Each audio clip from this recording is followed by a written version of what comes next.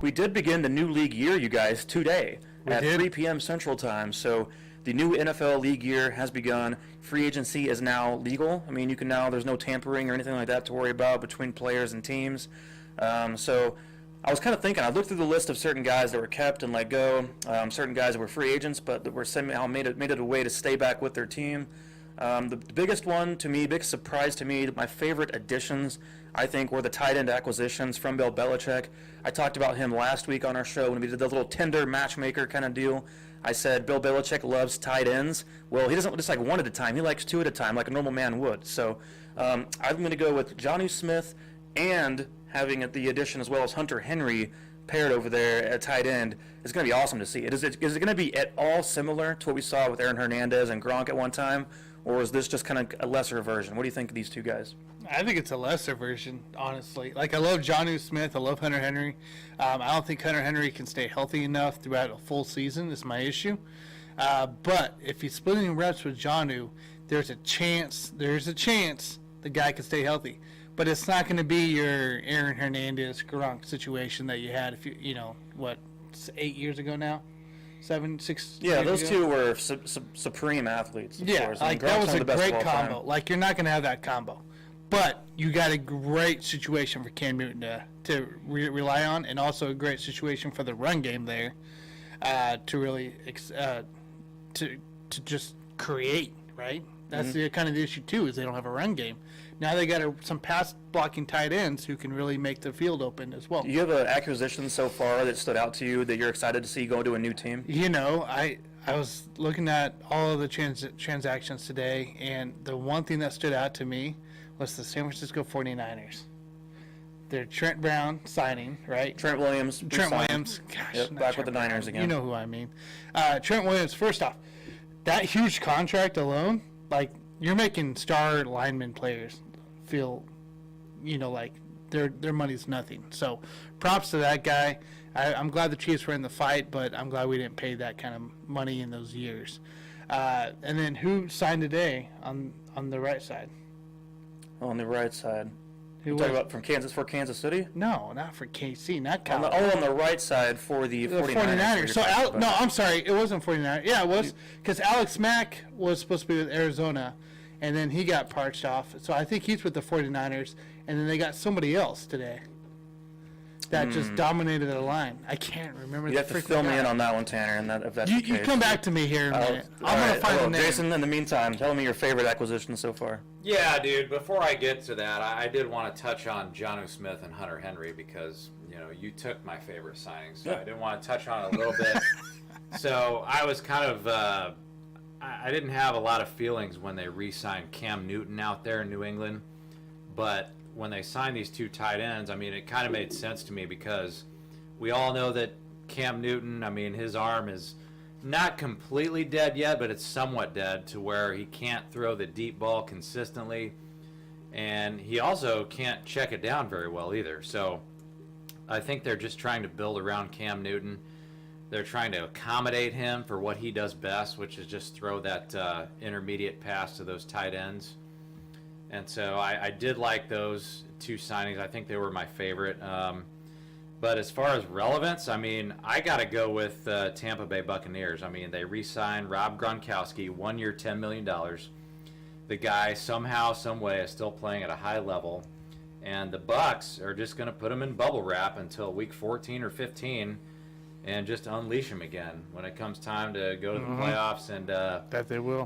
When you're a champion like the Bucs, you got to do what you got to do. You got to bring all the guys back, or as many guys back as you can. And so, I mean, yeah, Gronk, I mean, he's no spring chicken, but I think from the Bucs perspective, they did the right thing to bring him back because, he's a tried and true champion. The other guy is Shaq Barrett.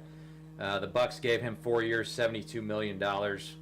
And we all know in the NFL, the name of the game is to get to the quarterback.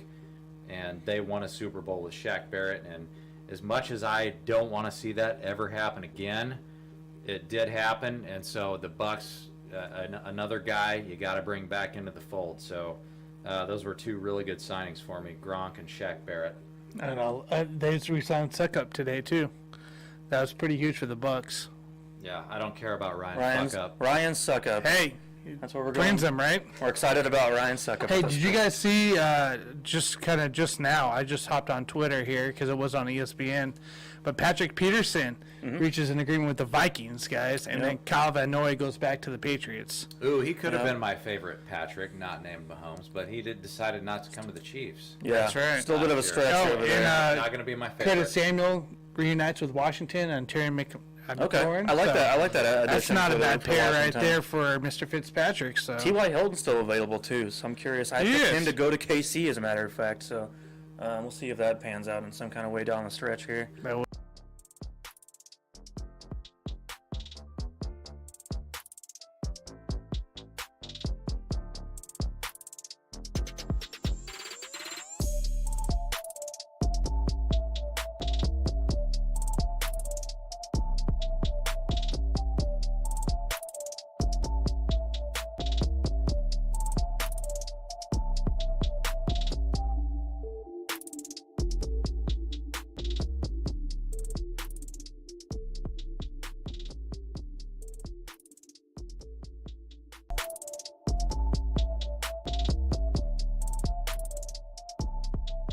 I was actually staying up a little bit late last night doing a little research and came across some information regarding Deshaun Watson, the quarterback for the Houston Texans. And it's very interesting. Suddenly, there was a case that has come out from a lawyer who was actually on Instagram that posted a statement. And basically, it's along the lines of a sexual assault allegation at a massage parlor.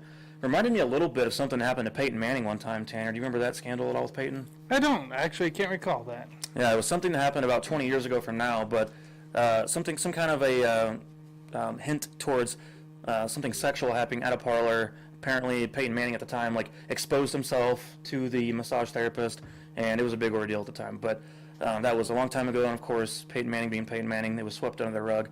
But Deshaun Watson's issue here is interesting, considering the guy does not want to be in Houston. He's actually not returning phone calls from the team. The timing of this is very interesting when this came out. This apparently happened in March of 2020, and the massage therapist runs this business out of her home, is according to what I've read in the case. Apparently, some of the quotes. About 25 minutes into the massage, and despite attempting to be appreciative and accommodating to his conduct, due to Watson's comments and behavior, the plaintiff began to feel extremely uncomfortable. It became apparent that Watson wanted a massage for only one reason: sex. Scared, a bit confused, and not wanting to upset the much bigger and athletic Watson, plaintiff did not know what to do. She did not want to confront Watson because she feared for her safety or possible retaliation or injury to her fledgling business. At the same time, she wanted the massage to be over and wanted him out of there. So at that point, he apparently exposed himself, and it was apparently said that he had touched her with his groin on the hand, apparently, is what I've looked into. I do think that this is interesting to hear this kind of case come out, and as far as the relationship between former owner Bob McNair of the Houston Texans being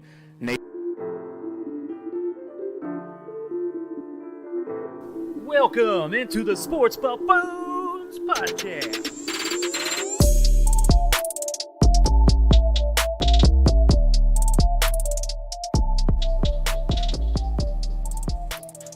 Let's get it going, ladies and gentlemen. Welcome back in to the Sports Buffoons clan. We got the full group here today. As you can see, if you're watching us here on YouTube and the Twitch, over at the Sports Buffoons is our username. So what's up, guys? What's going on, guys? What's up, y'all?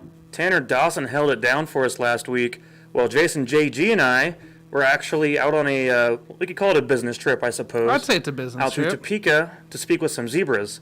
And that was a really a fun time, actually. That's something I was thinking about here just a few minutes ago, doing that last week, getting a chance to talk with. Do you remember their names, Jason, by chance, right now?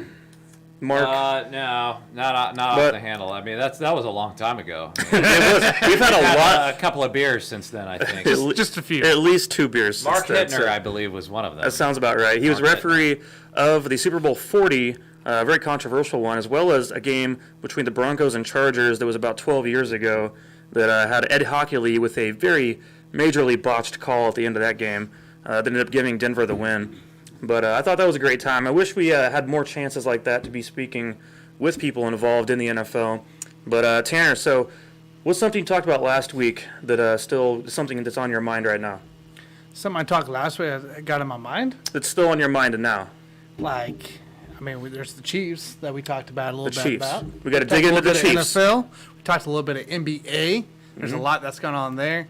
I was actually hoping to hear a little segment from you today on maybe a draft position or not. That could for a player. happen if we must. We Right. shall do that. But I mean, I also want to know more about this referee, guys. What do you remember?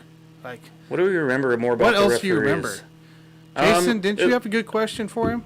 He did. Well, he did. It was- Yeah, I kind of had the JG showstopper question, which I've been known to do before. But yeah, no, I posed the question to the NFL official. I told him that, back in the day and sometime in the 2000s, you had that NBA referee named Tim Donaghy that wrote a book on, NBA officials and or players, fixing games.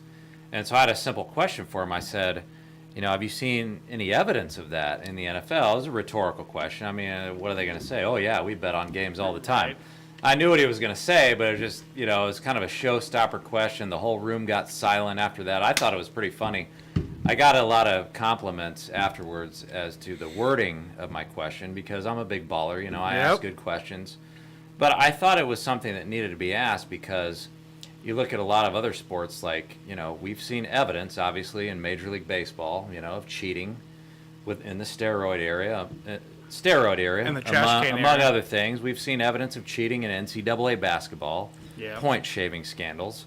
We've seen evidence, as I alluded to earlier, with the NBA and cheating referees. And so it's kind of like, and I think also with the NHL to a lesser NHL. extent. And so it's like the NFL is the only big major sport that we've never really seen evidence. I mean, everybody always speculates about it, but there's a lot no of hard speculation. evidence, and that's why I asked these guys. And of course they were just like, "Oh no, that's We never don't happened do that. before. We don't That's do never that." happened before." And I appreciate their honesty of the things that they see in their daily lives, but I thought it was an interesting question, and I don't know. I don't know that we'll ever see any evidence of that in the NFL. It's going to be a long I time don't know. coming. My main question for speaking with them was about the rule changes coming into place here in 2021 coming up in the NFL season. He and I actually did speak privately for a minute about the overtime proposal by the Baltimore Ravens of starting with basically one team chooses the spot of the ball and the other team chooses who gets to receive the ball, which doesn't make any sense at all to me. I don't know what the Ravens are thinking, but I think we had it come down. We figured it out basically to where the Ravens probably found some kind of benefit that would help them with having that kind of structure like most teams do in the offseason. They kind of look for ways that's going to help the way their current team's designed to be more successful. I can't imagine that rule is going to be passed. That sounds stupid. That sounds like a Harbaugh thing Yeah. by itself. Like, Yeah. just from when you didn't have to say the Ravens. No, That sounds it like is Harbaugh. Something stupid like that. I told the guy too. I was like, that is the dumbest rule I've ever heard to be put out there as an actual thing in the books to vote on for the coaches. So But that makes sense coming from Harbaugh because he's already figured out he's not going to be able to win with Lamar, so he's got to change the rules. Ooh. if you give the ball to the Ravens at the 50-yard line, Justin Tucker can make a field goal from there. Yeah. So they have the best kicker in NFL history. So I think their assumption is if you put the ball at the 50, kick a field goal, maybe that's what he's thinking. I don't And know. that's my point. You can win a game with Justin Fucker, but you can't win it with Lamar Jackson, and that's a big problem. If you don't believe in your quarterback, don't try to change the rules. Just draft a better So you're quarterback. saying Harbaugh's for the brand. That's what you're saying. Harbaugh's for the brand. He's up to some tomfoolery. I don't know what you want to call it, but he's an interesting one out there. That's an interesting take on that. There's no way it gets passed, but it is in the books. We'll see how that unfolds here in the next few months as meetings go down throughout the offseason. But first and foremost for you guys today, let's get to the point here, April 1st, which is April Fool's Day, I suppose. But let's just hope the Royals are not fooling us because the Royals were the best team in spring training Yes, they of were. this preseason. So opening day is at 3:10 p.m. Central Time for those of you listening here on Thursday morning.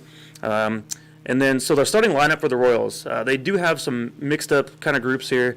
Looks like we have Whit Merrifield coming back, obviously. Andrew Benintendi was traded for. They would typically have Alberto Mondesi at third in their lineup, but he is actually going to be on a 10-day DL. due to I think it was an oblique strain. An oblique strain. He'll be So- out for a couple weeks on that. Yeah, he'll be okay long term, but he is a guy that's had injuries in the past. That's disappointing, though, for him not to come into play to start the season. The guy was kind of injured early in spring training, came back, wasn't on the injury report last week, as we talked, and now all of a sudden he's on, per Josh Vernier with 6'10", now he's on the 10-day IL, and it's a bummer. It really is. We had a pretty solid lineup, and Alberto is going to be one of those guys throughout the season that's going to be a huge factor. So that is a bummer, I believe, for the Royals to start the season. Well, it is a sucky way to start as far as having him out because he's a guy that people had talked about as being kind of a under the radar MVP type of potential, anyways. But this team, as far as the bats go, is still really going to be good looking. I think they got a lot of power. They got some speed as well. The power bats coming from guys like Carlos Santana. Salvador Perez has played great, batted .350 in spring training. Hunter Dozier, baby. Hunter Dozier still obviously a big part of the team, Yep. has re-signed a contract. Jorge Soler, still the big bomber. And then they're going to have Kyle Isbell at right field and then Michael Taylor at center That's right. field. So Rookie Kyle Isbell. And that guy has he actually came through some injury past as well. Back in, I believe it was early night. I remember it might have been late 18 after we drafted him. He got hit in the face. He ended up tearing his tore his hamstring later that game. Unfortunately, he's also had a couple other injuries in 19. And the guy got into the invite, and he's always impressed the Royals throughout since he's been drafted as a rookie. He was available in the third round. So that guy, I'm actually anxious because I did not pay attention to Kyle. And I am hoping to see exactly what this guy is made of. But he's probably my most exciting player to watch right now, just for the fact that he's a rookie and this guy's come out of nowhere as like nobody I would have thought would make the roster, especially with Bobby Witt being down. There's two guys I'm surprised did not make the roster, actually. Bobby Witt Jr. Is one that I think will eventually get a chance here, and as well as Nick Pratto. Nick Pratto. That guy batted .345 and hit 4 home runs and only 29 at-bats. So he's also a young guy, 22 years old. So he's a guy that I thought played very, very well. They just must not think he's ready yet to come up and be a part of the 25-man roster. Yeah, it's a lot of selection in there. Bobby Witt, I understand. He's not going to get the playing time, so why waste a roster spot with the guy not getting playing time? And they're worried about, as MLB works with the service time aspect, so they're worried about that coming into play and ruining that. And Prado's the same thing. It's just more of, hey, let's let these guys continue to develop in the other fields here outside of not just sitting on the bench, right? Yep. So yeah, they brought Nicky Lopez back up from AAA, got him back into play. So, but for Alberto's injury, but yeah, if the guy's not going to play, I agree with those moves. So yeah, this team did actually lead all of spring training in home runs, runs, and slugging percentage. So the bats were hot, but the bats are not my concern, and they never were my concern going into the season as much as it is the pitching game. They did bring back Greg Holland and Wade Davis. Actually, Irvin Santana is on the Royals team, actually. So what's your biggest concern? I think pitching staff is the one that needs to prove themselves the most. We are going to be seeing Brad Keller on the mound here at 310. So who or what is your biggest concern going into this whole season? Yeah, I'm going to have to go with the pitching there. Definitely that starting rotation. I agree with you on the offense. I think they're going to have a good offense this year. But when you look at that starting rotation, I'm just going to be blunt, guys. It sucks. I mean, you look at their ERAs. Brad Keller, 3.5. That's good. Brady Singer, 4.07. He's going to be doing a lot better. So I am a big believer in those first two guys, but after that, it kind of drops off for me. Danny Duffy, 4.03. Mike Minor, 3.98. The only reason you got Mike Minor is because nobody else wanted him in Major League Baseball. So if you're going to be a contender, or if you even want to be winning your division, you got to have some sort of pitching. And so that starting rotation bothers me a lot. Now, I'd have to partially agree with you, Jason. So pitching, of course, is going to be the worrisome here. But I'm not really worried about the start. I'm really worried about that middle part between that 3 and 6, the 3 and 6 inning. The long relief kind of deal. That's Because correct. the Royals are going to be using more of a 6-man rotation in the beginning, from what I've understood of the season, to get guys acclimated, and from there drop it down to 5, and then maybe even 4. I don't know. Correct. Yeah, it could go down that way. So I'm not concerned between the first 3 innings. I think we're fine there. It's when we get into late innings with our starters, outside of maybe Brady Sr. I think Brady Sr., Danny Duffy, I think it has a good comeback year coming up here. But it's our relief pitching. Jesse Hahn, Brad Back, Kyle Zimmer, who is yet to be proven, who has not proven himself yet. Wade Davis, we don't even know what he's actually going to look like here. The guy's older. We'll see what happens. He could be pretty decent between those innings. But I love our end outside of Gray Collins. So I love Josh Stommett, and I don't mind Scott Barlow being there either. So I'm not as concerned as the finish. I'm not as concerned as the beginning. It's that middle part of the game, guys. We might see some struggle, and that's where we'll lose the game. Yeah, they're going to need guys like Junis and Zimmer to step up when they're called upon in those situations. But I'm still worried a little bit about guys that are 36 years old, like Davis and Holland at this point, who've just been wasting their elbows now over the course of the last 15 years. Santana. And Right. I don't know if those guys can pitch. We brought back Joaquim Soria for a year, and that was a disaster. I don't want Greg Holland to be a repeat of bringing back Soria. So. And that's what I thought when I found out they were bringing back all of these old bums. I'm like, well, why not? Just bring back Soria and cap it off, Yeah, let's just hope that they do not perform like Soria did in his second stint with the Royals. But with that said, you guys, earlier here a few weeks ago, we all spoke about the Royals, and that was actually the last time we talked about the Royals, really. But you two do not think the Royals will meet the expectation of win-loss. These guys think that they finish under 500. Now, after we've seen what we've seen throughout the spring training, has your opinion changed at all? Do you think the Royals could potentially be a playoff team or at least above 500 this season? I still think we're middle of the pack, and we missed the wild card still. So I'm not seeing the consistency. It all depends really on Alberto Mondesi. If the guy stays healthy, we have a chance for a wild card. If he continues to be out and not in the lineup and not on the field, then you're looking at a middle of the pack. You're not going to be dead last, but you're not going to be in the wild card area. So we need an answer, above or below 500? Oh, above or below 500? Man, I'm going to go above 500 just because I like what I saw in spring Hey, training. does this remind you of the 2003 Royals where they went, I believe that was 83 and 81. It was all offense and no Yep. pitching. Yep, that's Could exactly be what similar. it is. Could be the same thing. Need a couple games from the starters, and that's about it. Yeah, it's possible. I think it's a risky bet, but I think they could get over 500. If I'm betting on it, there's no way in hell they're getting above 500. So, it's not like I'm a big believer in baseball prospectus. They have the Royals at a 444 winning percentage with 90 losses. I don't necessarily agree with that, but they're not going to get to 500 in my opinion. The Twins and the White Sox are better teams, so I just don't think it's going to happen this year unless they get lucky. Hey, you never know. It's baseball, man. Yeah, there's always baseball. probably like a range of like 10 games for every team. Things can swing one way or the other to get a few wins here or losses, just depending on how the ball bounces. It's almost like turnovers in the NFL. Some years you'll have a whole season with 7 turnovers for a whole team. And then the very next year, the exact same team could come back, and then they're negative 10 on the turnover ratio. So Yep. a lot of that is luck that has to do with it. So anyways, we just wanted to talk a little Royals with you guys for a minute. Those of you heading out to the K, let us know what you think of it. Obviously, they're back down to 10,000 fans allowed at the stadium. So those of you going out there that are going to be enjoying that, that's awesome. Yeah, it's a shame though. Like most of the nation or most of the local people won't be able to watch the game.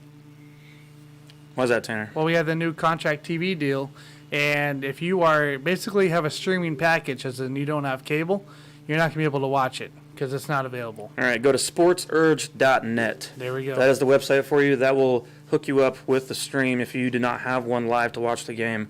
Get on your laptops or pull up your smart TVs and watch it that way. That Yep. would be your best bet. There we go. So with that said, you guys, who is your favorite Royals player of all time? Favorite Royals player of all time, Jason. I'll let you start, man. Yeah, man, I got to go with the great Bo Jackson. And Solid. my one of my biggest memories of him, there's a lot of good memories, was the 1989 All-Star game when he won the MVP. It went 2 for 4 with a home run and 2 RBIs. And in my opinion, he is actually the greatest athlete in the history of sports.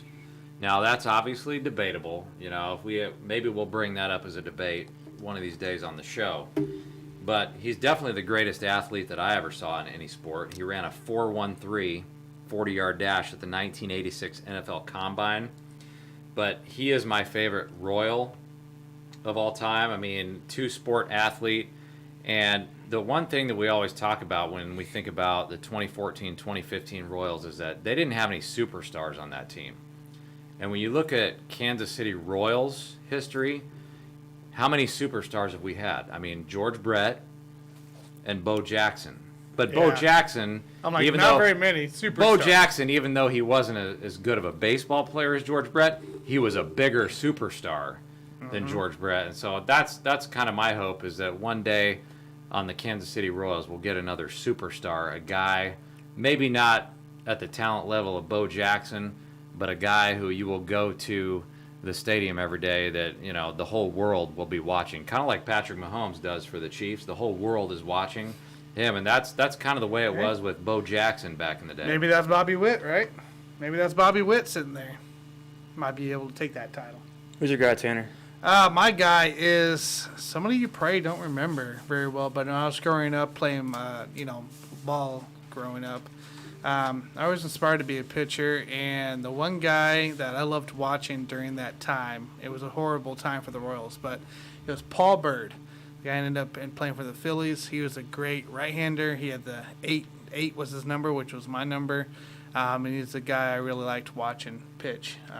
So that's my guy. Now, Tanner, I actually got Paul Byrd's autograph. Did you really? After a game one day, and so I'm wondering if I would just sell it to you. How much money would you give me for his autograph, since he's your favorite Royal of all time? Yeah, I got $1. You got $1? I got $1. I got to have at least $100. Oh, okay. Because Well, it was on a ticket stub. well, hey, Buffoons out there, if you got $100, you can spare me. $100 buy this you card. can get Get Paul an Byrd's autograph autograph. ball. If you remember who he is. Well, a lot of people don't even A lot of know who people that don't is. remember who Paul Byrd is. Tanner, was that in the 90s? It was the early 2000s, late 90s.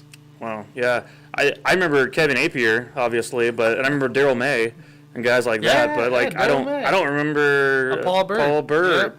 Is it Yeah. like Burr? Like Burr? BYRD. BYRD. Byrd. He was actually one of my dad's favorite players Yeah. when he was on the team. He was but, only, how long was he in the team for? He was on there for, believe it was 3 to 4 years. Wow, I don't remember him at all. You don't remember him? Now, I had season tickets back I mean, then. like I even. said, you probably wouldn't either, so. No. Now, speaking of Kevin Apier, is that the correct Apier? pronunciation, or is Yes. it Kevin Apier? Well, Because I get no, confused we're not. from It's, time to is time. it Target or is it Target? No, it's definitely Target, and it's definitely Apier. So, Apier. You're getting me saying it wrong now. All right, you guys, I'm wearing a Mike Sweeney jersey right now. Mr. 29 himself. That guy was my favorite Royal growing up as a kid, mainly because my name's Mike, and I don't know, I just thought it was a funny name. And he was a good player, too. He wasn't bad at all. Obviously, No, one of the he was he's good. in the Royals Hall of Fame.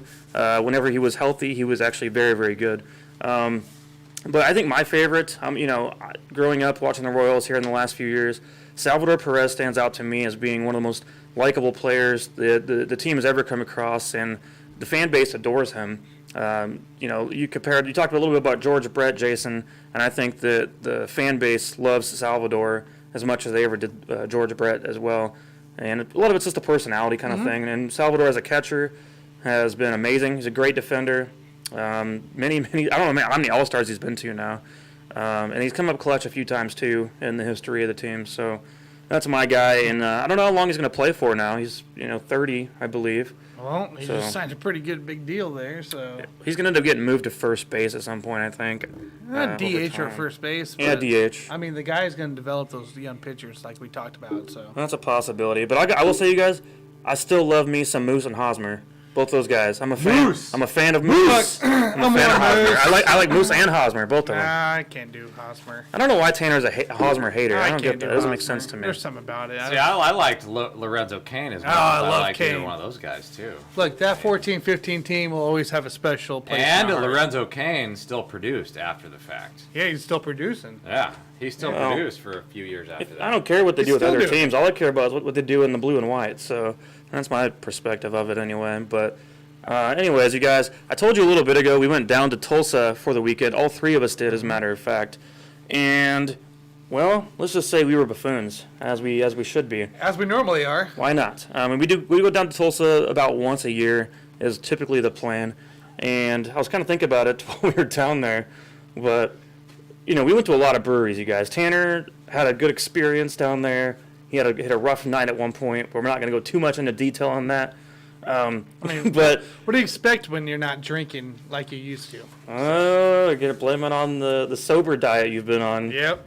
Well, his first night with the beers down there, the beers with the boys, we went to American Solera. That place is the best brewery in Tulsa. Number one. By far. By far. Easy. If you go down to Tulsa, you go there. Yeah, the quality of the beer is absolutely ridiculous. And they have different kinds of imperial stouts, double IPAs. We had a breakfast kind of Oh, yeah. beer. It tastes like egg almost. Yeah. It was weird. Yeah, you can maple, taste it. bacon, and egg. It's like unbelievable. Jason would drink that for breakfast every day if he could. Oh, by far. I probably do drink that for breakfast every day. Well, it was better than the Founder's breakfast stout. But anyways, you guys, now that we're all hanging out again, what was your favorite time or moment out in Tulsa, Oklahoma over the past weekend? Well, I did love the breweries. I mean, you can't go wrong with those breweries down there. I guess one of my favorite things was just hanging out at that Margaritaville casino down there, otherwise known as River Spirit. So had a great time gambling down there and enjoyed the nightlife. So I think we all had fun at that place. But I think my number one favorite thing about Tulsa was when we drove by a gun shop, and the name of that gun shop was Dongs. And I thought, what a great name for a gun shop, or any business for that matter. So I thought to myself, I like to collect baseball cards, and we got a lot of card collectors out there, I'm sure. But if I ever open up my own card shop, I'm just going to name it Dongs, because I think I can get a lot of a business from that. It's just a great name. I mean, it was very creative, and I appreciated that, and that was my favorite thing about Tulsa. Yeah, dongs are great. Awesome. We did not go into the dongs store. It was on our way out. It was on the way out. Yeah, unfortunately, Mazzio's was closed everywhere, so well, if it wasn't closed, you just couldn't go in. It's not the same anymore. We can't be going to the Mazzio's every time anymore. That's a mistake. Oh man, that's great. Tanner, what's your favorite moment in Tulsa we had? My favorite moment was actually I enjoyed walking to all the breweries that we went to. We didn't have to drive. We didn't have to worry about parking. We were in a perfect location where, basically within a mile of every brewery, and you just walked and you just went for it. It was great. So, yeah, we had perfect weather and everything. I don't want to say, but it was 70 degrees. The wind wasn't blowing. There was no rain. It was sunny, and it was easy to get to each time. So I think going to those really cool bars at the end of the night with me and you on Saturday, it really stood out. That was an interesting perspective because it's a college town. Let's keep in mind, Oral Roberts had just played a basketball game that weekend, and so everyone's excited about that. They missed the game-winning shot, the three-pointer at the end. So close. And we were rooting them on. We were hoping to get the win, but all the college kids went to the bars afterwards, and it was our first time being in a very crowded atmosphere like that in quite a while. It felt like I was at a concert again, which made me miss concerts, obviously. So I'm ready for that to happen again. That's but a pretty cool experience. I'm glad we can keep it PG about Tulsa, you guys. You guys did great with that. So let's not get too dirty with everyone out there listening. So some things are better left unsaid, family. All right. So Tanner, speaking of the NCAA tournament with Oral Roberts, since they were knocked out, we are down to the Final Four. What's your thoughts on this? Because I'm looking over here at this tournament. I got two teams still in my bracket. I got still Baylor, and I still got Gonzaga. So I have a chance here for my two picks to be in the finals here of the tournament. So let's see, Saturday, April 3rd, we have UCLA going against Gonzaga, and then as well as Houston and Baylor. So what's your thoughts, Tanner? Man, so here's my thoughts real quick. So here's the top takes here. We're not going to see either of those teams. I think Houston, who has been dominant, they've been a different team than any other team in the tournament. They're passing the ball a lot, but they play fast. They play really fast. They get it to the center court, find the open guy, and they score. And they're really great at rebounding. I think they're going to be a lot of trouble for Baylor because Baylor had issues with KU when we were playing on top of our game. And they had issues in the Big 12 tournament. So I believe Houston will upset Baylor to get into the finals, and I believe UCLA will continue their streak and upset this Gonzaga team. I love Gonzaga. I think they're the best team by far, but the way UCLA is playing and the teams they're knocking off, Alabama, Michigan. I didn't pick the UCLA to knock off Michigan. I had Michigan losing to Florida State or LSU. So to be able to do that from since the very beginning of the tournament and be a second ever 11 seed to make the Final Four, I say let's keep the streak alive, baby. Let's go Houston, UCLA. I am loving this. It's great competition. But I would be surprised to see Gonzaga Baylor play, who should have played earlier in the season, but was canceled due to COVID and on Baylor's side. Nice. Yeah, I mean, I kind of agree with you. I'm going to go halvesies with you, Tanner. If I have to make my official picks here, I'm going to go with Gonzaga beating UCLA.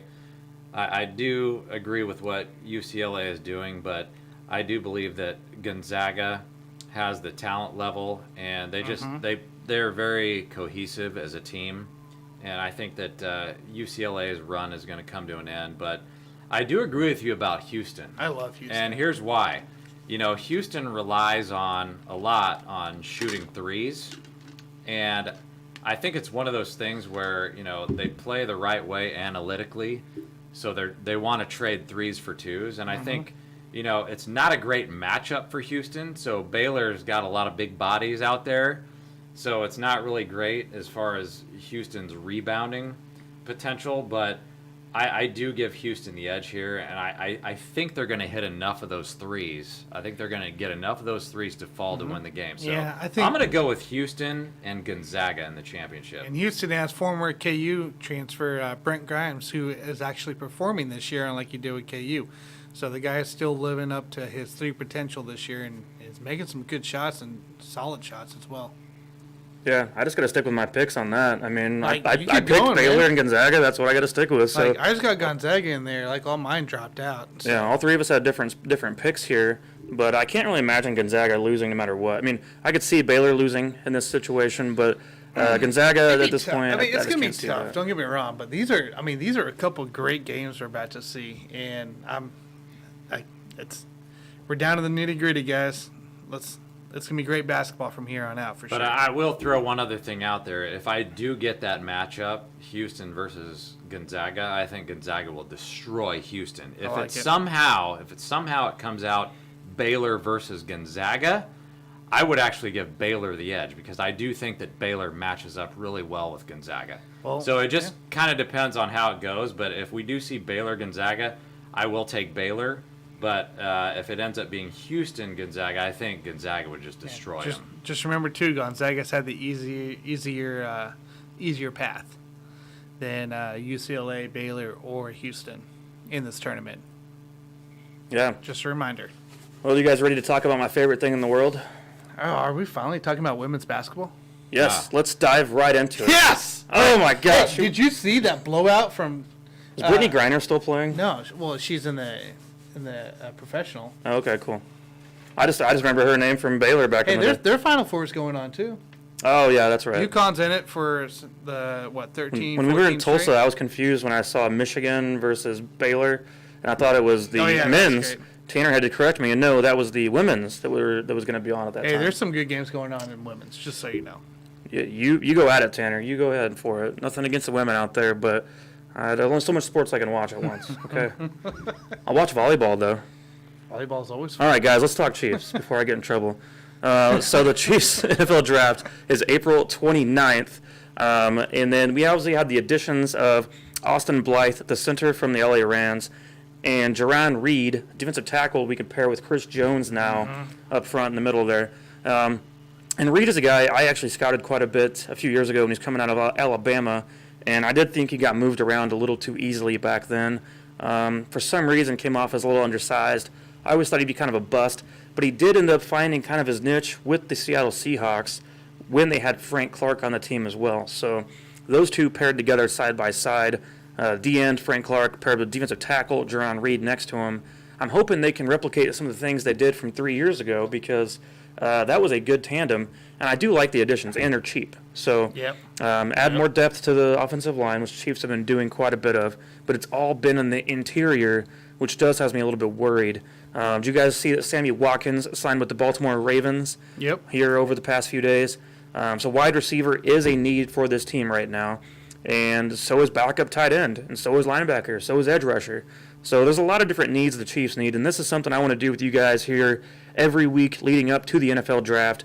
I want to give you at least 2 guys of mine that I think the Chiefs should be zeroing in on in the first round leading up to the draft. And I want to kick it off real quick before I jump over to Jason here, but I like the left tackle of Liam Eichenberg from Notre Dame. He is 6'6", 306 pounds. He started all 13 games of the year last year at left tackle, and he also helped the Irish rank 13th nationally in scoring and 11th in sacks allowed. So that's really good. But he also posted the top pass blocking grade and run blocking grade on the team's offensive line according to Pro Football Focus, as we know about them quite well with some of their analytics. He did not give up one single sack last year, and he allowed just 3 quarterback hits and 9 hurries while playing on 845 snaps. So that guy looks like a guy that's mature, proven himself, great size, strong player. I like him to be potentially the Chiefs' next left tackle. I'll jump over to you, Jason, and I have one more for you after that. Yeah, I love the pick, Mike. I mean, I'm not going to argue with anybody that wants to beef up that offensive line of the Chiefs because we need it. So I'll throw a guy out there that may or may not be available. That would be Jalen Phillips, the edge rusher from Miami, 6'5", 226 pounds. He's got a nice wingspan, can make an impact against the run and the pass, and he's a great athlete.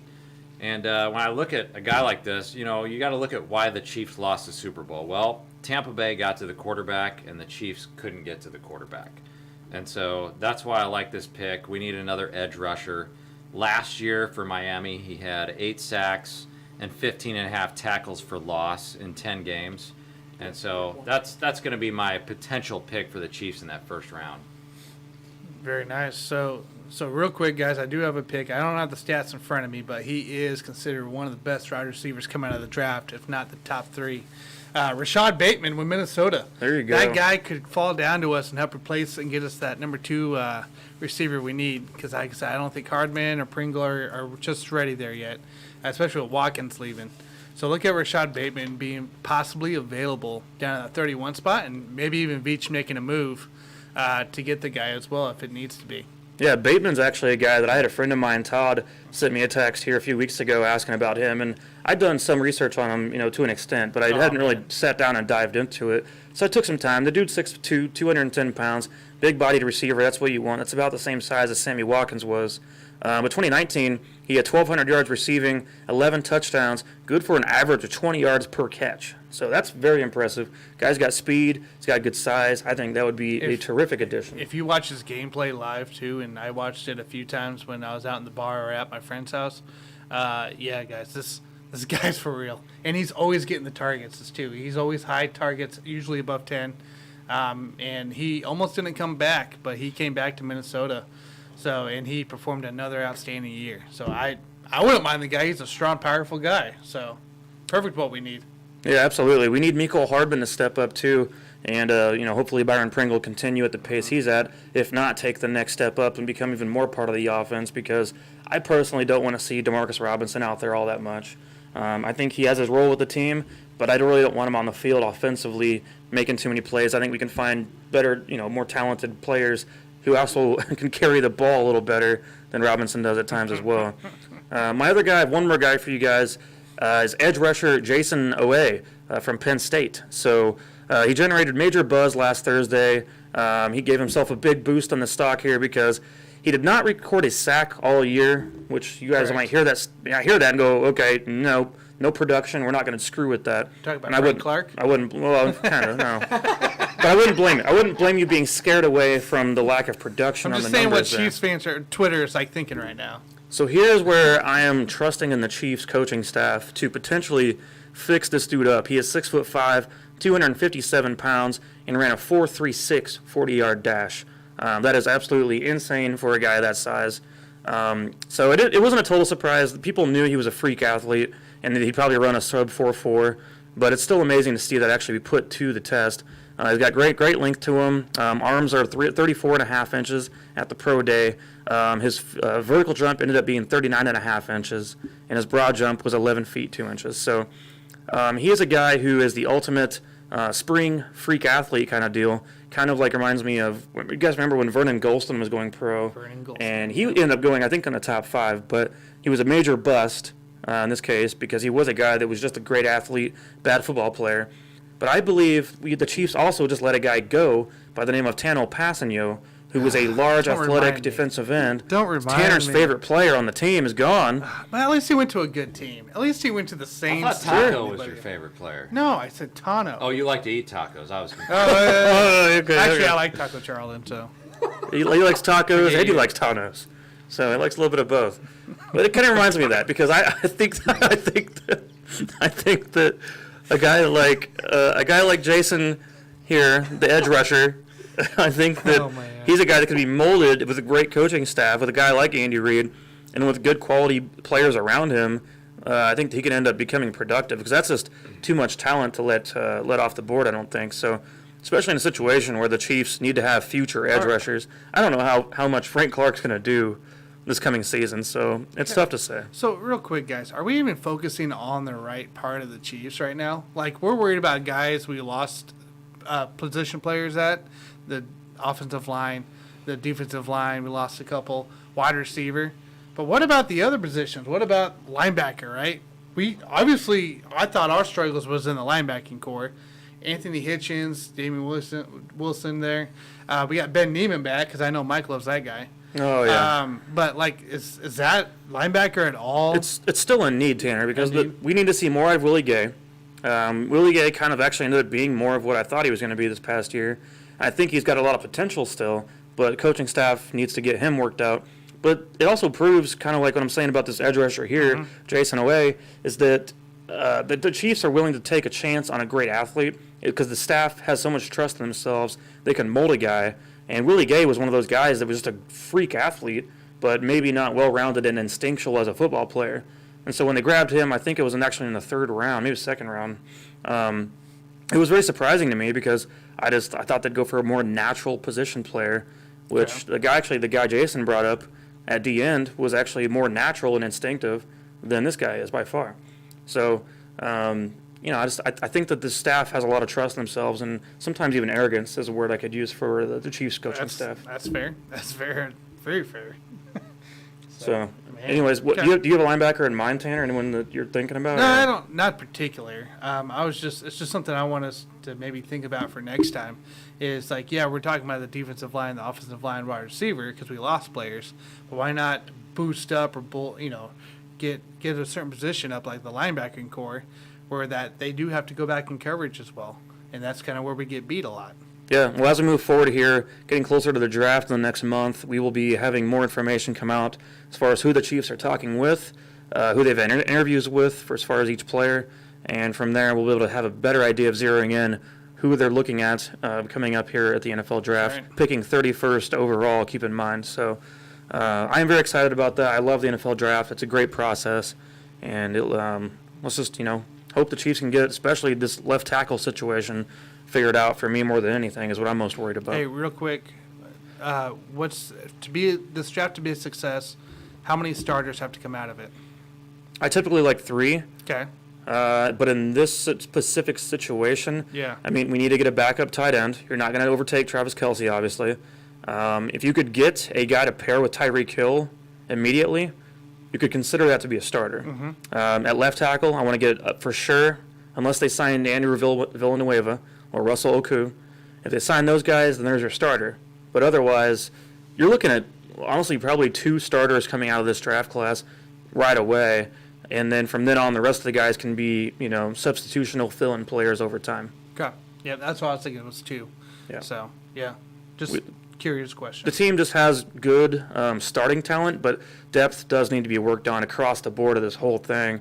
They got good safeties, obviously. The corners are okay right now. But I do think that there's some depth issues the Chiefs need to work out. And they're working on it. It's going to be a matter of time.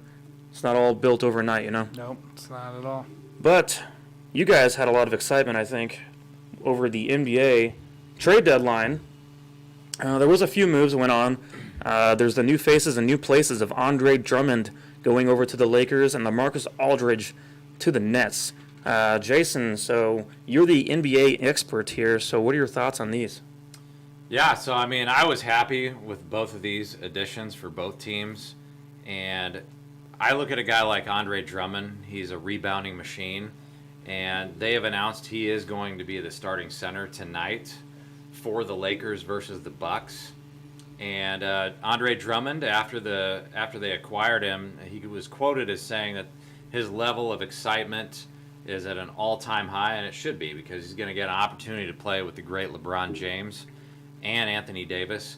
Now, it's unclear what Marc Gasol's role is going to be moving forward, because they've got Montrezl Harrell, and Gasol has been playing very well. He's 36 years old, but he did miss 9 games due to COVID-19, and so I don't think his skill set is completely diminished. I think Gasol has a little bit left in the tank, but more importantly, when I look at Andre Drummond, I look at that Lakers roster, and this roster is loaded. And so we've been saying this basically since the preseason.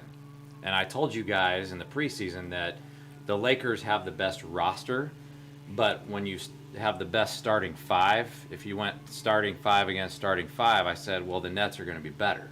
And so that's why I said if everyone's healthy in a vacuum, the Nets are going to win. No problem. But I just want to run down this roster again, because we've just added Andre Drummond to the mix on the Lakers. So you've got Markieff Morris, Kyle Kuzma, Marc Gasol, Dennis Schroeder, KCP, Wes Matthews, Caruso, Taylor Horton-Tucker, LeBron James, AD. I mean, there are no bad players on that roster. Like, every single one of those guys I just named, they're all rotational players. So when you look at NBA rosters, I mean, how many rosters out there do you see that has that many rotational players? There's hardly any out there. I mean, Maybe 2. Yeah, I mean, if you took the Lakers' bottom 5 players, they'd probably all be starters on Orlando Magic right now. Well, yeah. Anybody can start there, apparently. So, I mean, Tanner, what do you think about that Lakers roster, and what do you think that Andre Drummond adds to that mix? I think actually Andre Drummond helps bring comfort to the depth of this. So with him going in the starting lineup, that does give Gasol a chance to maybe sit back and not play as many minutes and really be able to provide value off the bench. Now, he's been a starter all his career pretty much, but the guy is, up in his age. But the guy, like, if he come out with fresh legs every time and be able to provide depth that way, instead of trying to dominate with AD out, I think that's great for them. I'd be more interested, of course, to see exactly how Andre Drummond affects the Lakers, especially as they come down to try to keep their 4 seed right now, trying to hopefully get back up to the 3 possibly. But I love the Andre Drummond just based off bringing more depth to the team. Yeah, so as much as I liked the move, if I'm sitting out there as a Lakers fan, I've got a big problem with this, because the Nets got Lamarcus Aldridge and Lakers got Andre Drummond. Now, if I'm a Lakers fan, I wish that would have been the other way around. Why? Because Lamarcus Aldridge can actually shoot free throws, and by the way, he shoots threes and can space the floor. Andre Drummond, yeah, he's a great player, all-star caliber player, but he's a rebounder. I mean, they've already got Montrezl Harrell and Marc Gasol. Do they really need another rebounder in there? No. I mean, they should have tried to get Lamarcus Aldridge, but it just didn't work out.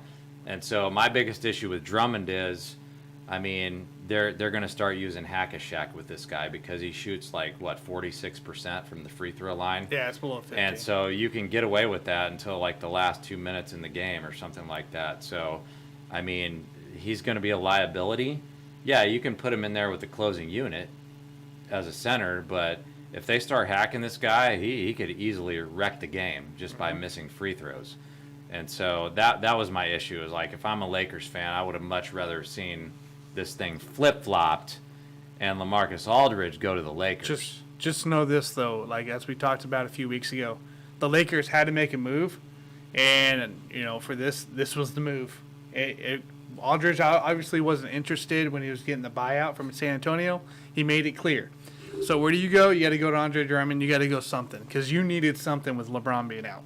Yeah, they did the best they could. Unfortunately, I think they're going to end up coming short. But let's go ahead and talk about Lamarcus Aldridge a little bit. You know, he's 35 years old, which in the NBA, that's not very old if you're a big man. So I'm not really concerned about his age. He's averaging 19 points, 8 rebounds, and 1 block for a career. And Lamarcus Aldridge was quoted as saying he's not there to form a big four for the Nets, and he's not even there to be an all-star. He's just trying to bring value for the team. And like I said before, if I'm a Lakers fan, I'm shaking in my shoes right now because Lamarcus Aldridge can still play at an all-star level. And he was basically a superstar when he was on Portland.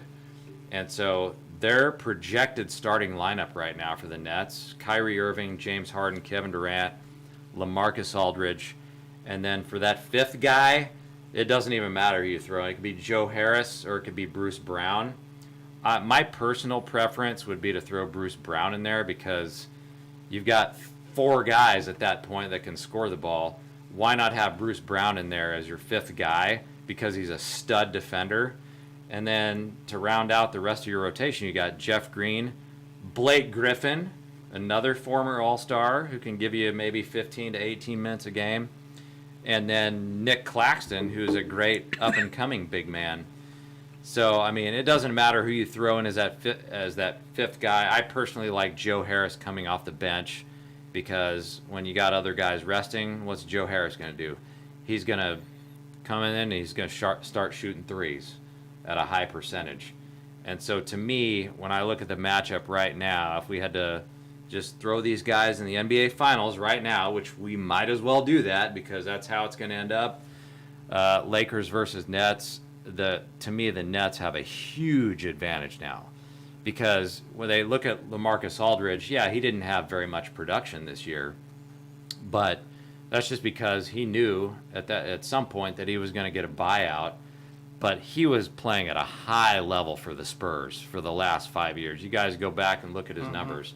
Last 5 years, I mean, the Spurs just couldn't get enough help around him once Kawhi Leonard left. But, I mean, Aldridge was playing at a high level. And as a big man, you know, don't be confused here. Yeah, Andre Drummond for the Lakers, he's only 28. But, I mean, this is a huge upgrade for the Nets. And if they were playing right now and everybody was healthy, guys, this is going to be lopsided. I mean, I think LeBron James, you know, he's obviously the GOAT. Many people out there think he is the GOAT.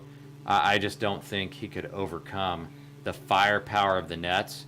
And I would say that this would be a 6-game series at best, but I would not be shocked if the Nets won this thing in 5 games. No, you don't even have KD playing right now. Like, there's no sense of even putting him out there yet. Kyrie, I think has he finally come back yet? I forgot to check. Oh, yeah, But- he's back. Okay, so like you're already tied for first seed with the 76ers. No reason why you don't take that tonight or tomorrow. It's scary. It's scary for the fact that look what Blake Griffin has turned into. The guy is already making flashy, you know, back to almost his old style where it's flashy plays, it's highlight plays. He's dishing it out like you play with the Clippers, you know. It's that new location, that new team face that really boosts guys. And this is a guy, Lamarcus Aldridge, we all know is not a bum at all. You know, it kind of seems like it has been because he's been quiet. Just because he's not in the news doesn't mean he's playing like a bum level. This guy with a new team, a new attitude, you know, a team that has something to prove as well. Especially guys like Blake coming into play. And you got Andre, you got Kevin, you got James, Kyrie. Like, you're going to want to continue to meet those levels and exceed to those expectations. So, yeah, that's a scary thing for the Nets. I anticipate the Nets now continue their dominance and take over this 1 seed probably within the next week. Yeah, I'm glad you brought up Blake Griffin again because the first thing that people were saying after the Nets got Blake Griffin was, oh, he's washed. He hasn't done anything in years. Nope. Can't dunk the basketball. Well, what has he done? He's already been dunking the ball. The guy's you know why? Because he's actually trying to play. Yeah. He's He has been on something to bum prove. teams. He's been on bum teams for I don't know how many years. And it's very similar to, over the past year with Lamarcus Aldridge. Like, Lamarcus Aldridge had no incentive to really try that hard. Saints were, but now the you've Spurs got are just average. Yeah, you've got two former superstar players that are all of a sudden now trying to play the game again. See, They Jason, actually care. You're reminding me now of our topic from last week of Randy Moss about you asked why he didn't want to try with the Raiders when he was so successful with the Vikings. Mm-hmm. Put him in the right situation. Look, he went to New England and blew up again because he started realizing he's on a good team and he wanted to put in the effort to try. So, anyways, I wanted to relate that back to our conversation from the other day. No, that's very true. And that's what you do. Any athlete that has that, right? Yeah, sure, you're trying, but if you're sitting here dead last, are you really trying that hard as a superstar? Probably not. If you go up to a team that's competing for potentially a 1 seed and potentially a national championship, yeah, you're probably up in your level because you got other guys around you that are already exceeding their expectations for the season. So yeah, it's just an athlete, it's a competitive driven thing. It's just the people around you. If you get those people kind of around you that are already pushing themselves and exceeding, you're going to want to do the same. No, the expectations are higher too when you're on teams like that. You're on a team full of successful athletes, winning team. Competitive, man. You can't slack off. There's no room for slacking off. Yeah, that's why LeBron's teams are so high leveled when he's on there. It's because you don't slack off. MJ was the same thing, right? Kobe, same thing. Like Kobe, you go in that trade deadline one time where he walked in because he was injured. He looked over to the team at practice and said, and they asked him what he was doing here. He goes, I just wanted to say good luck to all you bums about to get traded. And then he walked out. Yeah, that's what I'm saying. It's that kind of level, man. And another thing, guys, too, is like that's all you need when you're coming onto a new team is to have the entire nation and all the media saying, "Oh, this guy's a bum." They all think, "Oh, fuel-driven." Lamarcus Aldridge, what has he done? Blake Griffin, what has he done? Well, now you're just giving these guys more fuel to the fire, and I mean, that's not what you want if you're any other team in the NBA outside of the Nets. But speaking of the Nets. We got to talk about the MVP race real quick. So, James Harden on Monday night put up 38, 11, and 13. So, needless to say, he's playing at an MVP level. And so, the reason I bring up the MVP race is because we had a couple of front runners not too long ago. LeBron James, Joel Embiid. They went down to injury. Now you've got James Harden sitting there averaging 46% field goal percentage. He's hitting 3 3-pointers per game. He's averaging 26, 8, and 11 with 1.3 steals. He is now plus 700 to win the MVP award. And so if you guys would have bet on this 3 weeks ago, before the injuries, 1,500. I told you guys James Harden was plus 1,600. 16. So if you bet $1,000, you would have potentially made 16 grand. So he is now number 2 in the race behind Nikola Jokic. Jokic, his betting odds are minus 125. So I just want to get you guys' thoughts on your comparison. If we had to compare these two guys right now, who do you think is going to win the MVP? All right, so we see who's getting hot right here, right? We see James Harden's heating up. Now, let's keep in mind Joel Embiid is returning this Saturday, is the rumor right now. So he's going to be back on the court. Now, Nikola still currently has the number 1 spot right now for the MVP race. His probability, based on basketballreference.com, is still at 52.7%, which is interesting. But James Harden is at 19.9%. So he is behind, but you can, it's kind of like when you're sitting there at your table, Jason, in the casino out in Tulsa, and you want to ride the hot streak. So this is your time maybe now to get on Harden.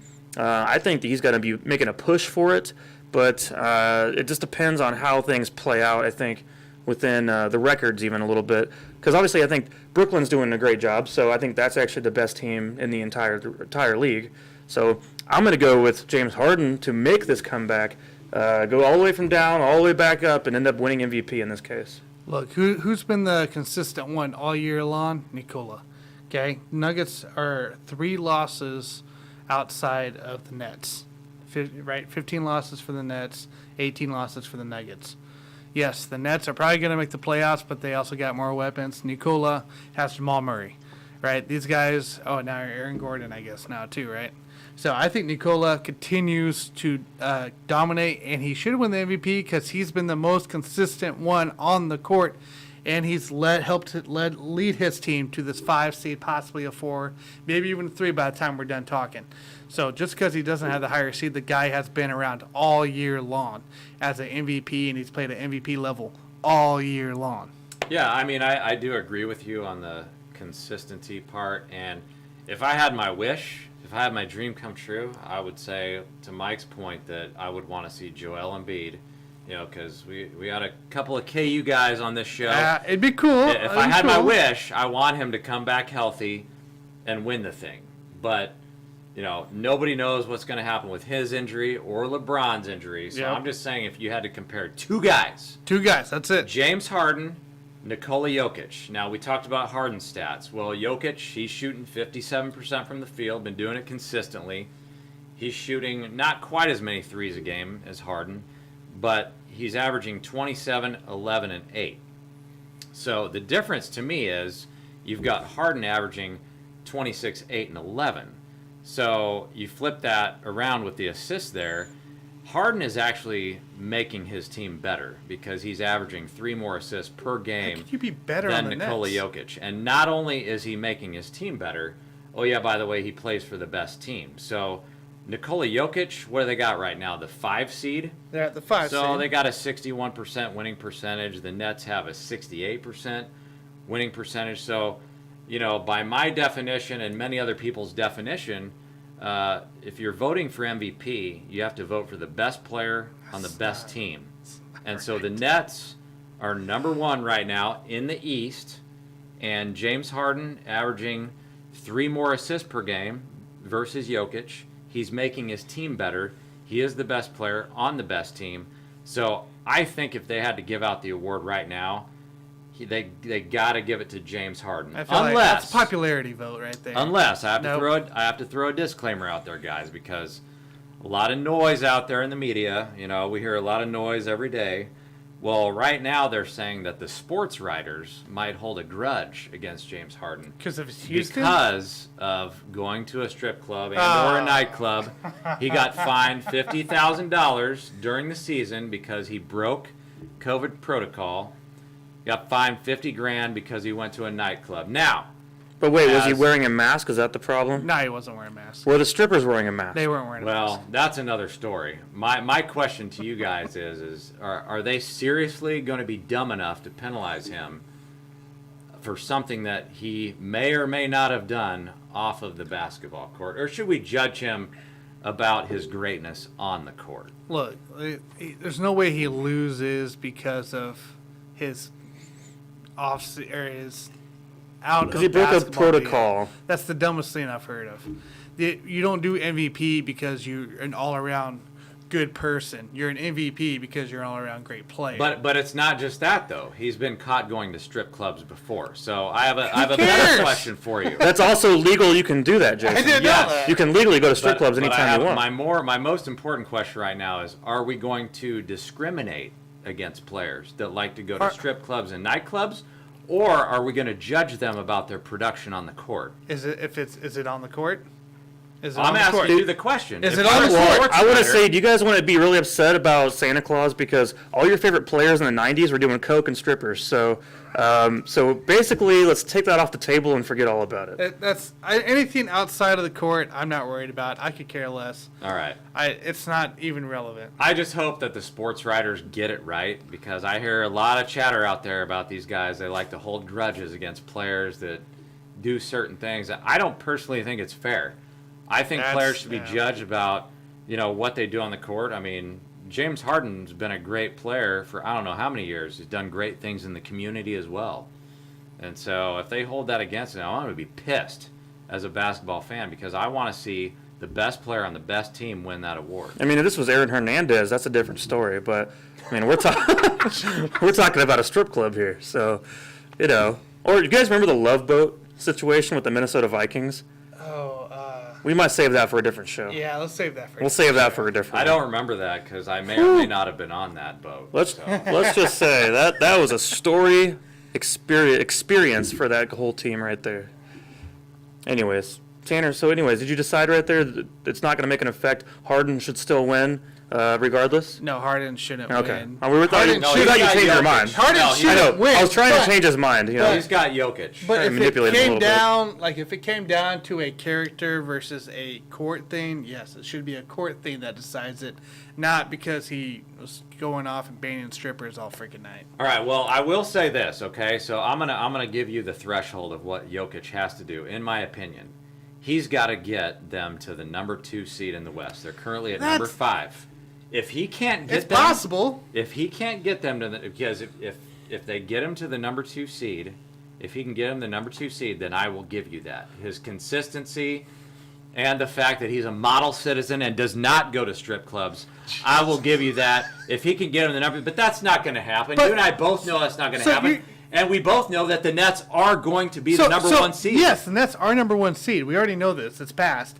But you're telling me that because Harden is doing more with more, that Jokic is doing more with less? This doesn't matter? Harden is doing more with less. Whatever. Because KD's not playing in the games. KD doesn't matter. Harden wouldn't be MVP That's the definition level. of doing more with less. Harden wouldn't when be you are MVP. playing at an MVP level with no, No. KD in the lineup. What is That's the Jokic doing? definition. Jokic don't have an Irving. He doesn't have a What? freaking. You think DeAndre Jamal Jordan. Murray sucks? No. Is Jamal but he's Murray not a bum? Irving. He's not Irving. Oh, he's pretty He's close. not Irving. He's not quite The there. guy is not Kyrie Irving level. Jamal Murray has He's superstar he's great. potential. Potential, but he's not a superstar.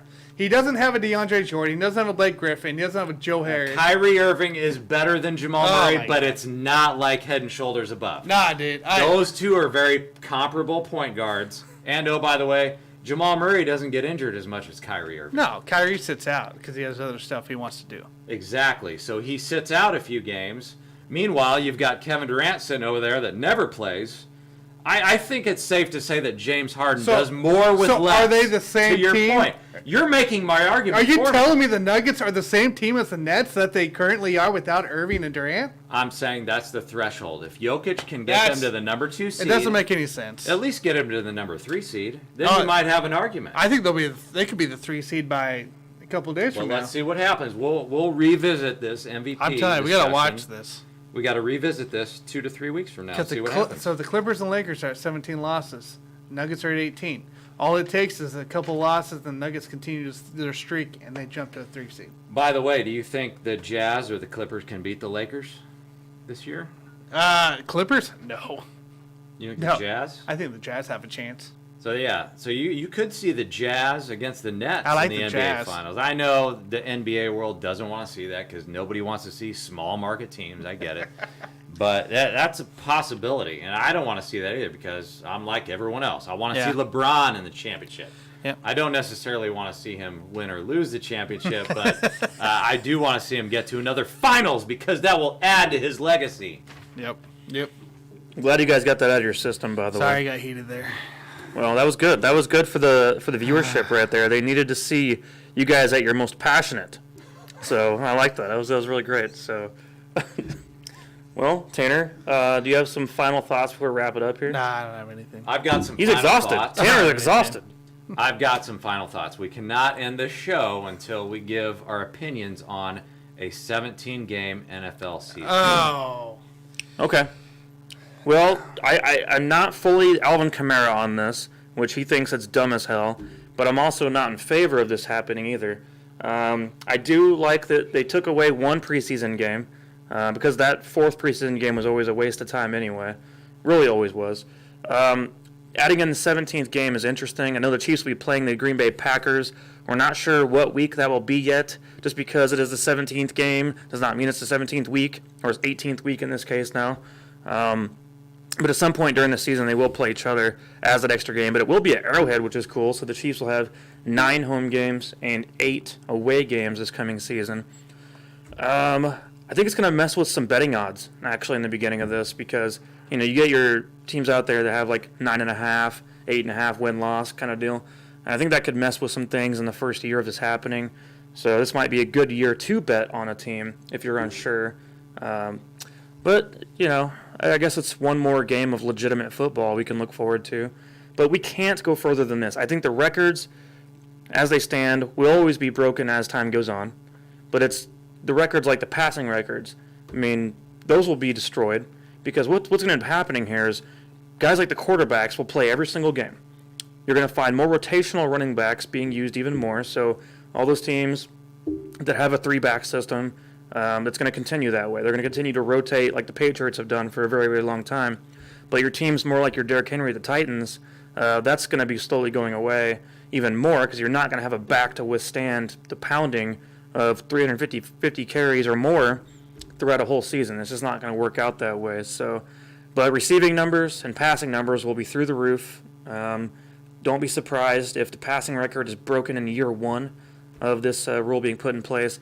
I think Peyton Manning still holds that at like 55,000 or 5,500, I mean, passing yards in one season. So Patrick Mahomes might get it this coming year. So might, somebody else, Josh Allen could get it. Who knows? So could Dak Prescott, who's thrown for almost 5,000 yards before. So It'd be a shame Deshaun Watson could have got it. Yeah, exactly. Watson had almost 5,000 yards, right? Yep. This past year. So we'll see how things play out. But I don't know. Right now, I'm just waiting to take it in and understand it more. From then, I can give you guys a better opinion, really.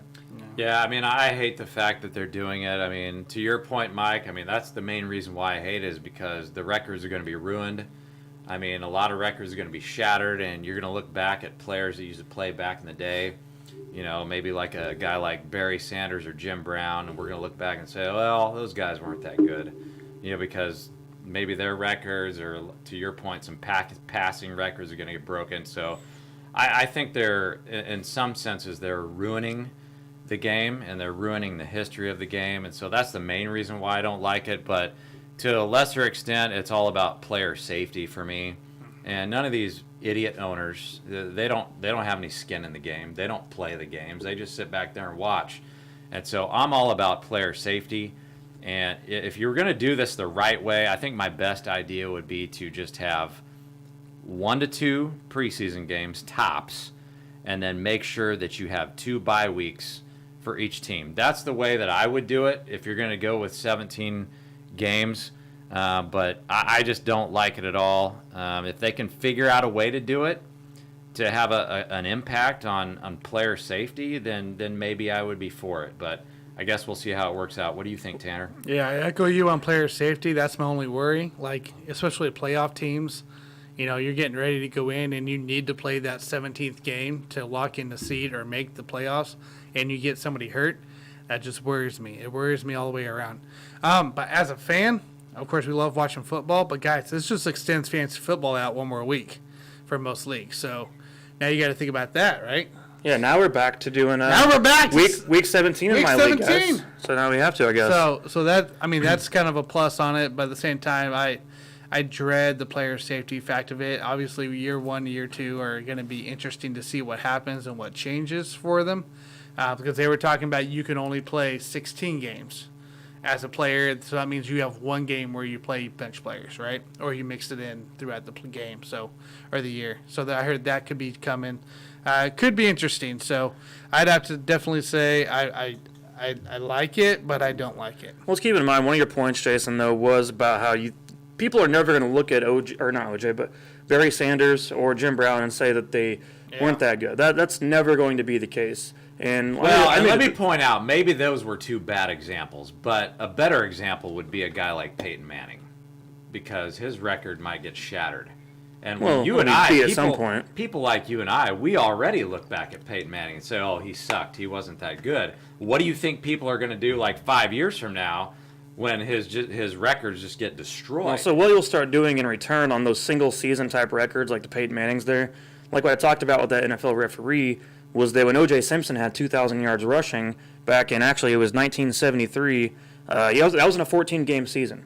So if you put him in a 16-game season like Eric Dickerson had, when he broke the NFL record for rushing yards in a season at 2,105, then O.J. would by far have had the most rushing yards of all time in one season. He averaged 143 yards per game. So what we'll start doing is doing more per-game analysis. So, for instance, Eric Dickerson's was 132 yards per game for that entire season. OJ's 143. You're going to start comparing them more in that way than you will for just numbers flat out. You're going to start looking at more per game basis for those records. So I think that's going to be what you look at more so. But long term, I mean, how far does it go? We went from 12 to 14 to 16, 17. They're going to go to 18 at some point. There's got to be a cutoff there. I don't think you can go to 20. That wouldn't make any sense to me because they're wanting to cut it down to 2 games in preseason. So hell, go to 30. Who cares? well, I heard a guy on the radio level. recently. He thinks that the NFL is going to eventually have 40 teams, and 40 I just thought teams? that sounded stupid. He thinks they'll eventually have 40 because they're going to start doing more international teams or whatever. It's like, okay, have that be a separate brand. Have that be a whole like the Japan League almost for baseball. That's fine. Go have them do their own international NFL. That's never going to happen. American NFL needs to stay here. I don't know what he was smoking, but I want some of it. Well, it made me feel good. Never It made me feel good running this show, knowing we're buffoons, but we're not stupid. So, Yeah. So, anyways, that is my thoughts on that. So, are you guys ready to wrap this thing up? Let's wrap her up, man. All right, let's do it real good. All right, well, so follow us once again on Twitter, @SportsBuffoons, Twitch. We're on Facebook, YouTube. Tanner set all this up for us. He's done a great job with it. So Instagram. all the props to Tanner on getting all of our social medias set up and running for us. So if you guys have anything to bitch about, go ahead and send him a DM. Yep, right here, man. But otherwise, I'm going to have some more wine, and you guys, I will see you all on the next one. JG, I am out. See you guys.